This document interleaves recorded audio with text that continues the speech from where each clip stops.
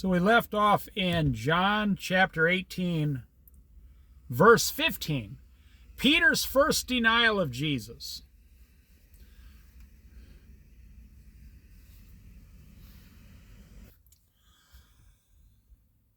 So you remember when Jesus said, Peter claimed, Lord, I will die for you. I will die with you. Jesus said, now remember, you have to understand something. Every time Jesus speaks, it's 100% true. He cannot speak anything false. So you never have to worry, is Jesus telling the truth? Do I have to try to figure out which is true and which isn't? No, Jesus always is telling the truth 100% of the time, all the time. So when Jesus told Peter, you will deny me 3 times before the rooster crows in the morning, before sunrise. If you've never been on a farm with a couple roosters, it's quite an experience. I've been on a few farms that had roosters. You don't need an alarm clock. That rooster goes off every morning. So I just want to make this very clear. When Jesus is saying to Peter, whatever he's saying, or any of the disciples, or whatever Jesus is saying to you today or to me, it's 100% true. I'll tell you something that happened to me lately. So I had to take my car to the mechanic. Now, I'm telling you this story to give God the glory. Jesus said, take your car to the mechanic. It was having a small problem starting, and then I had to push on the foot feet, which you're not supposed to do on these computer cars. And then it would start right up, and I had to warm it up. So I took it, but the Lord said, take your car to the mechanic, and what's the first thought of someone? Well, it's going to be $300, $400, $500, $600. That's what everybody thinks. Now, I wasn't thinking that because, I'm 63 years old. I've been around the block more than once. So I just didn't fall off the watermelon truck to North Dakota yesterday. That's a personal joke. So anyways, I take the car in this morning. I mean, not this morning. A couple weeks ago, I took it in the morning. Boom. They call me 4 hours later. Your car is ready. Like, okay. I asked one of my neighbors, give me a ride up there. I gave him $5. I go up there. They said, yeah, where the fuel comes out, the injector or the regulator, whatever it's called. I am not a mechanic. They say we could have put a new one on, but we cleaned it, and now your car runs perfect. $65. That's it. Just $65. They only charged me for labor. Less than 1 hour labor. $65. So when Jesus says, take your car to the mechanic, Jesus is trying to tell you what the truth is, and he's trying to tell you something that's going to benefit you. And he's trying to tell you to do something before it turns into something bigger. So Jesus says to Peter, you're going to deny me 3 times before the rooster crows. Simon Peter and another disciple were following Jesus. Because this disciple was known to the high priest, he went with Jesus into the high priest's courtyard. But Peter had to wait outside at the door. The other disciple, who was known to the high priest, came back, spoke to the servant girl on duty, and brought Peter in. You know, it's not like today where, you know, you're friends with you, you just go over to someone's house and walk right in. You know, back in the day, I'm talking, you know, hundreds of years ago, there was a hierarchy on the whole earth. If you look back, a good study for you would be to look at all the countries that the British Empire ruled over at the height of their power. I mean, I'm not a historian, but it was the 1700s or 1800s. Look up what was the year, the height of the power of the British Empire. They had this power, and then most everybody else just rented land from them and grew their food and gave like 10 or 20 or 30% to the king. That was their payment for renting the land. It's really no different today. The federal government and the state government reaches down inside your paycheck and pulls 30% out. 30% of your money instantly gets pulled out, and you have absolutely no say whatsoever. Not if you want to live in this country and you want to work. Now, this is the United States of America. You don't have to pay taxes if you don't work. If you don't want to pay taxes, don't go to work. It's a choice. But Americans waste their money. Totally. So Peter had to get permission to go in this place. You could not just walk right in there. Now, it was probably John who was with him. You know, that's why John is my favorite book. There's something really mysterious about John. It doesn't tell a lot about him, like where he came from, or it doesn't tell an overtly amount about him. He was always the quiet one. He was the one that had the most faith. He was the one that leaned against Jesus at the Last Supper and on his shoulder and talked to him. He was the one, it said John was the one that Jesus loved. I mean, that blows my mind. Now, I don't know if this was John, but it makes perfect sense that John, just the way he lived his life, do you know they put John out on an island because he wouldn't stop preaching about Jesus, and they dipped him in boiling oil. You know, they put some ropes on his arms probably, or however they did it, and they had this boiling oil. They dipped him all the way down in the boiling oil to kill him and pulled him out. And not a single hair was even burned on his head. And after that, everybody on that island feared John. Well, they didn't really fear John. They feared God, the God John talks about, Jesus Christ. They said, if you touch that man, his God will come down and do horrible things to us. I mean, he was dipped in boiling oil. Kind of like the two guys that they threw into the fire in the Old Testament. And they looked in there and they were standing there. It was into a furnace.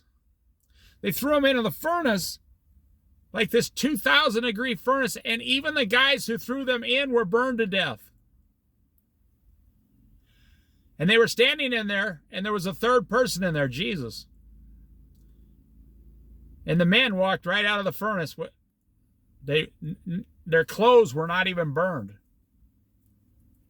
Wow.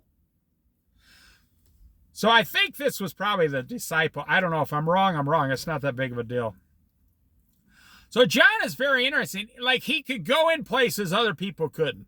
He knew people that other people didn't know. He had access to places that people don't, you know.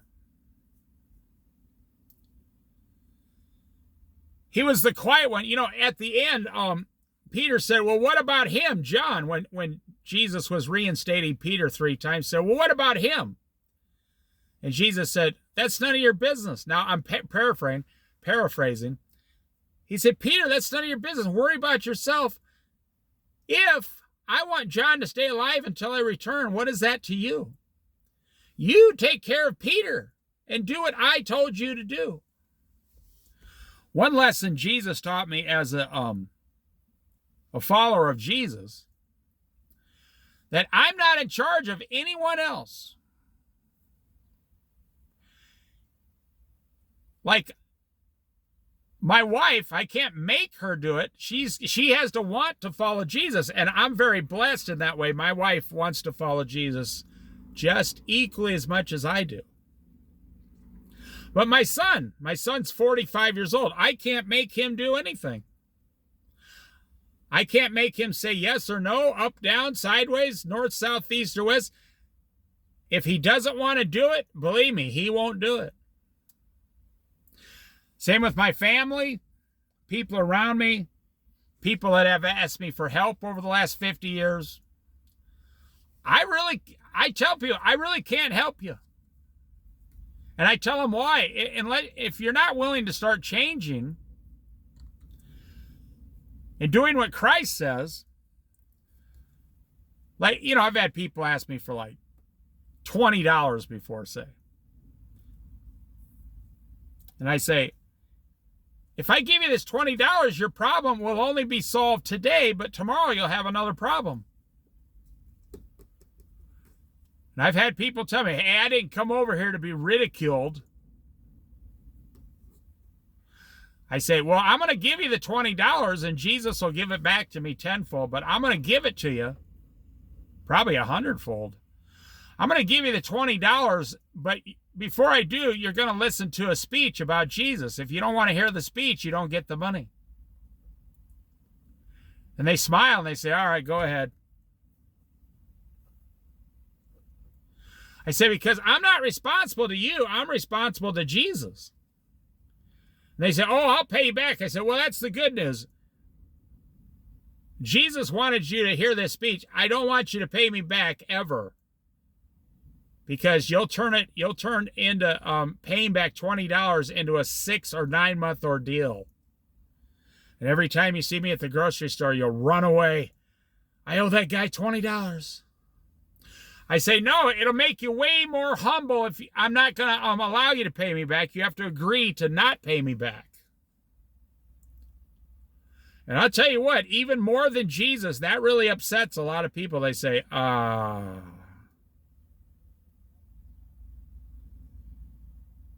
then I feel like I owe you something. I say, you don't owe me nothing. You owe Jesus something. So John had to come out and say to Peter, okay, I got permission to bring you in here. How humbling is that? Peter is,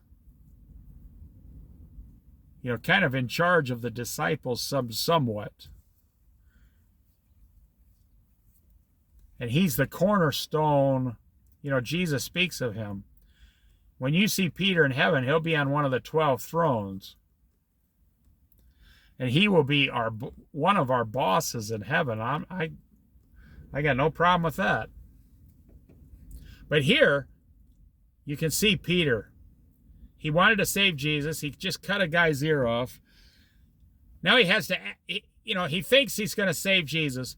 Now he has to ask permission just to get into the courtyard and stand there with all the other poor people, the sinners, the filthy people, the people that are beating the hell out of Jesus. They're whipping him.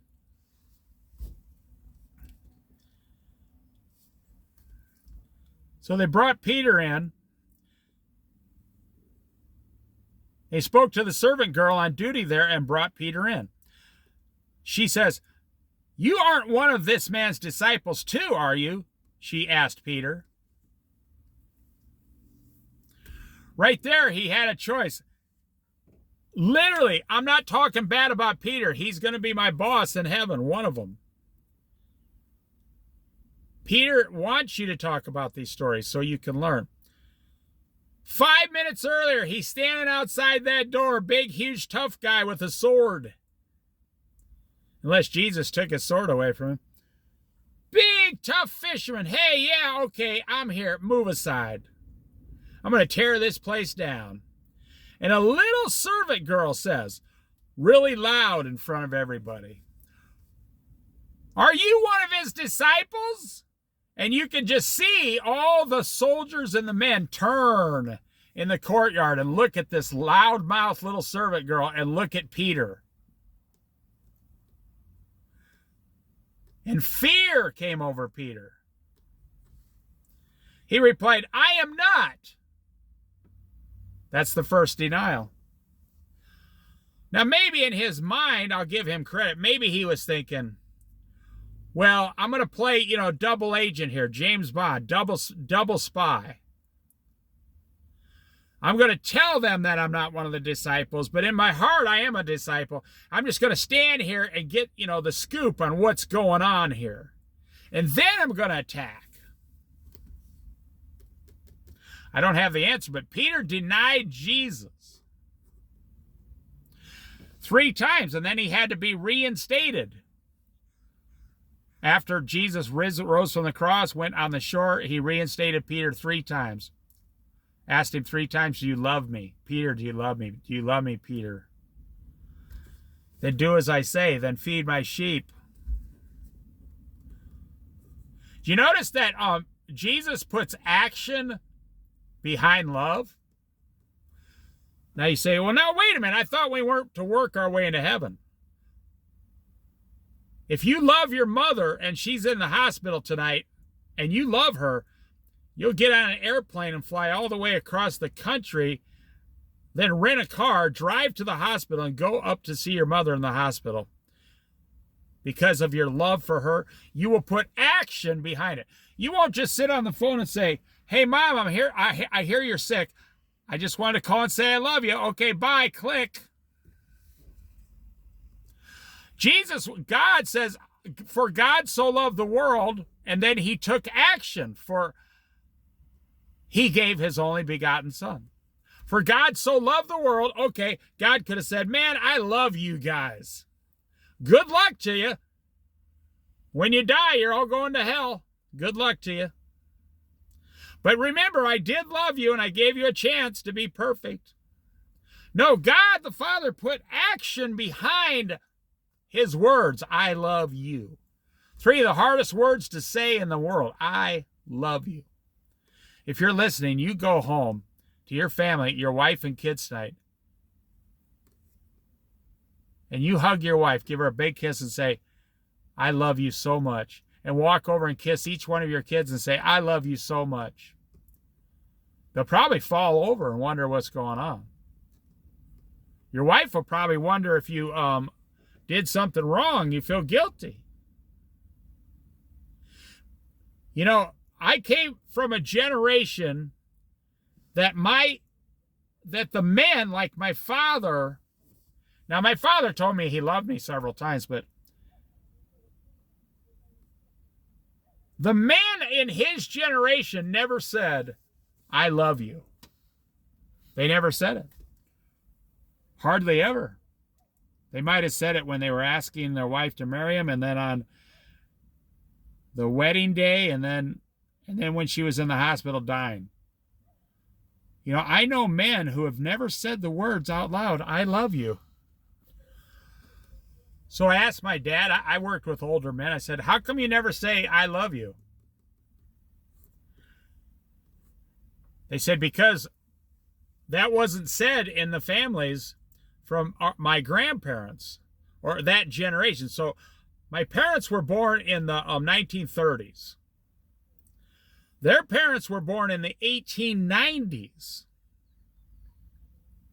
And it's just, you just never went around saying, I love you all day long like we do today.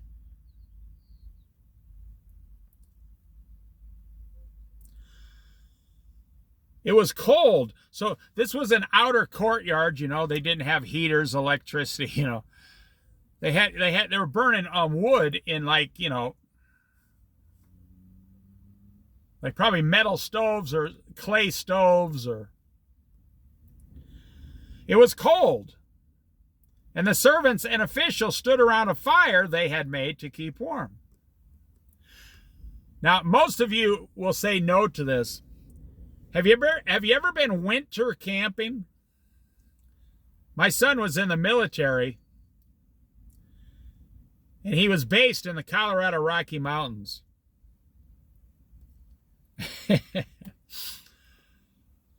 And the military is stupid in this way. They leave the nice warm, barracks. They put everybody on a freezing cold truck in the back and drive you 35, 40 miles into the mountains. Tell you to climb 6 miles up a hill, and they throw a sleeping bag at you and tell you to sleep on the ground, and there's 4 inches of snow out, and it's the middle of December. And they call it cold training.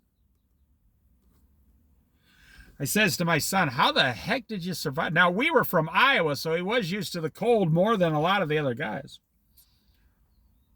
My son said, well, I cheated. I took their sleeping bag and I put more blankets inside of it. And then I zipped it up and just completely closed it off and went to sleep and used my body heat in there and to stay warm. He said a lot of the other guys were freezing. So they didn't have all these modern day things back then. So they're standing outside around a fire trying to keep warm.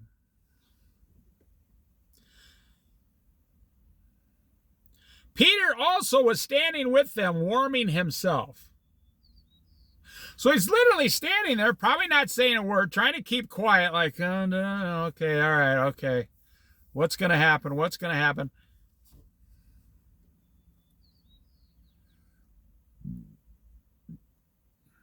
Oh, yeah.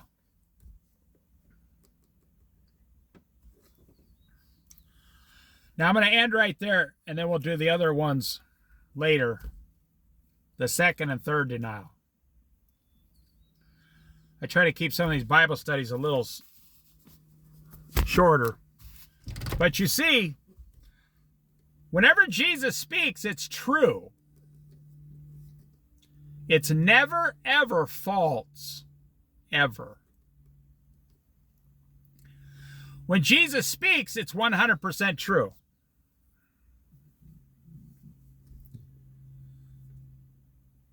But I see most American Christians, they don't pray, they don't read their Bible. 70% of American Christians do not read the Bible. No, they don't. And they rarely pray, so like 60% rarely pray. So you only pray when you got problems and you're asking God, hey man, what should I do? But here's the point I'm making.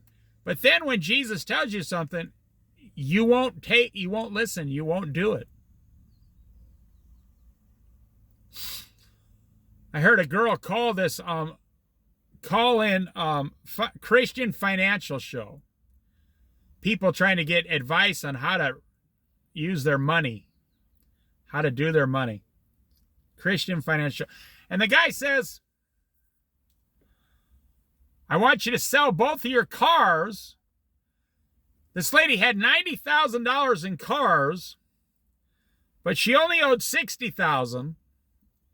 She could sell them for $90,000, 2 cars, and then go buy 2 $10,000 beater cars. And then she would free up $800 a month in car payments. And the host, the guy in the show, was saying, and the girl, this is what you should do. This is, you called, that's my advice. And then you use the $600 you get extra to pay off all your small debt, and then you use all that small debt to pay off your house 100% immediately. And then your whole life has changed. Then you save up money, and if you want to go buy a new car, you can pay cash.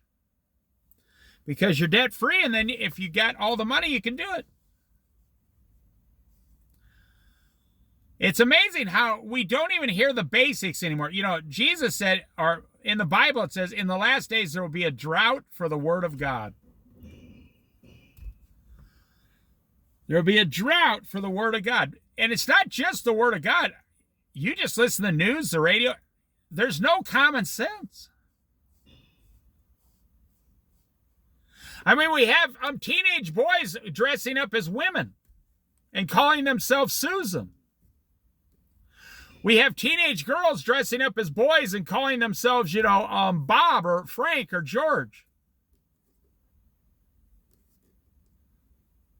We are in the last days, and we have broken America. I'm not even blaming those kids as much as you think, because that's what all the school taught them for 15 years. And their parents taught them for 15 years. And you see all the rich and famous Hollywood stars, they come out and all their children are transgenders. And they come out with a big party. I'm celebrating my son being a woman.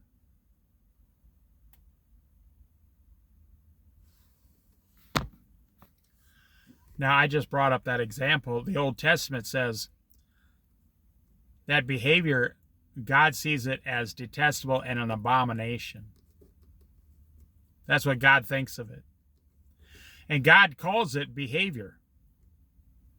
He doesn't say you were born that way. Now, I'm not harping on that, actually. I'm talking about all sin here in the last days. I'm talking about truth is no longer truth. And Christians are falling by the wayside because they're not following Jesus, praying and reading the Bible. But I will tell you this. The Christians that are following Jesus and praying every day and reading the Bible to their family every day, guess what? They are being blessed and lifted up by Jesus. I see it. I see it everywhere. I got people I haven't seen in a decade come up to me and say, "Hey, you're a Christian." I'm like, "Yes." They're like, "I just started getting into my Bible in the last 6 months. Changed my whole life." And they talk about the rapture coming, the 7-year tribulation. They're right on the program. So the moral of the story is when Jesus speaks, it has to be true because it's impossible for God to say something false. Now, in your mind, you say, well, Jesus was just a man. He's not God, so he can make mistakes. Well, I'll tell you this, and I'll end right here. If Jesus made one single mistake, the entire Bible is false. Because everything about the Bible from Genesis chapter 1 until Revelation, the last chapter in Revelation, is all about Jesus Christ. You find Jesus in every single book all the way through. The story is not about me or you. The story is about Jesus. And he allows us to participate. But remember this, love without action is useless.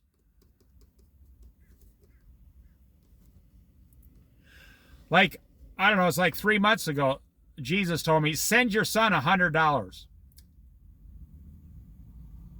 My first response was, I don't want to give away $100. He said, send your son $100. I said, okay, no problem. I put $100 in an envelope and stamps on it and mailed it to him. Because Jesus told me to. Just out of the blue.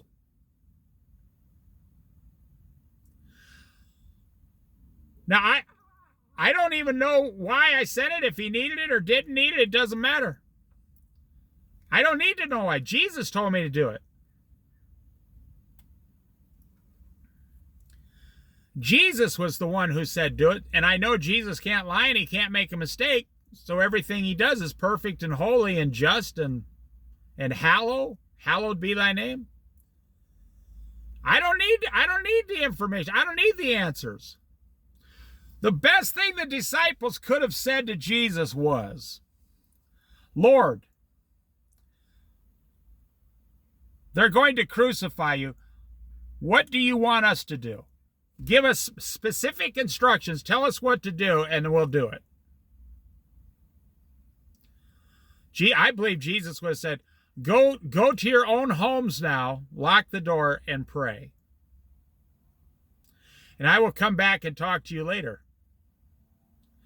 Because when the soldiers came, Jesus said, here I am. I'm the one you're looking for. Let these go. They have nothing to do with this. And they let him go. Jesus wanted them to go, not follow him.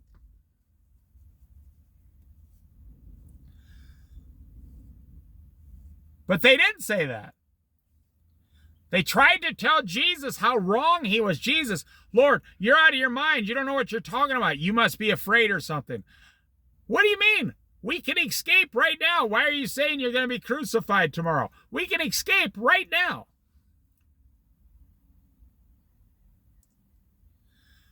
Because like today in 2025, you're not listening to what Jesus says. You're trying to reason with God. How laughable is that? If I, David, I try to reason with God. God says, do this. God is not a used car salesman where you sit down and you make counter offers, for the price of the car. God doesn't say, do this, and you go, okay, I hear what you're saying, but what I'm going to do, I'll do half of that. No, God says, do it. So what happens when you do it? You're blessed. You immediately receive blessings. What happens when you don't do it or you just do it halfway? You're not blessed. God allows somebody else to do it, and you're left in the dust. And if you do that long enough, you're going to find yourself as a prodigal son with a bunch of pigs wishing you could eat the slop the hogs are sucking down. You're going to say, how'd I get in this position? That's how people become alcoholics, sex addicted, drug addicted, cigarette addicted, prescription pill addicted, foul language addiction, sexual immorality, poor, because they never did what Jesus told them to. If they did, they wouldn't have any of these problems. Jesus never once told someone, I want you to go take drugs and alcohol and cigarettes and look at pornography. Now, I'm going to say something that you don't hear very often. I've never heard anyone else say it. I can tell exactly how many people in America are not following Jesus. By their bank account, their financial house. 63% of Americans do not have $3,000. Now, I can prove it. 63% of Americans do not follow Jesus because Jesus never would direct you to be poor. He would never direct you to go into debt. He would never direct you to be a financial disaster. That's not something God would ever tell you to do. God would never give you bad financial advice. So if you're 60 years old and you don't have $2,000 in the bank, you weren't listening to Jesus your whole life and what he's telling you to do, because following Jesus is like taking a bucket down to the waterfall in the Pacific Northwest forest. And you hold the bucket under the waterfall and run away and run back, run away, run back. You cannot contain all the water in your bucket. The waterfall has 100,000 times more water than you can gather in a bucket and carry. The same thing with Jesus. He would never tell you, I want you to be poor. That's how you can tell who's following Jesus in America. Well, I'm $300,000 in debt. I lost my job. I'm angry. I don't have $1,500 emergency money. I have no 401k. That person cannot say, I follow Jesus 100% and I receive all his blessings. I bet you never thought about that. You can tell someone is not following Jesus by their financial house. Because God, I'll leave you with this, because God hates poverty. So how do you account for the fact that you're poor when God himself hates poverty.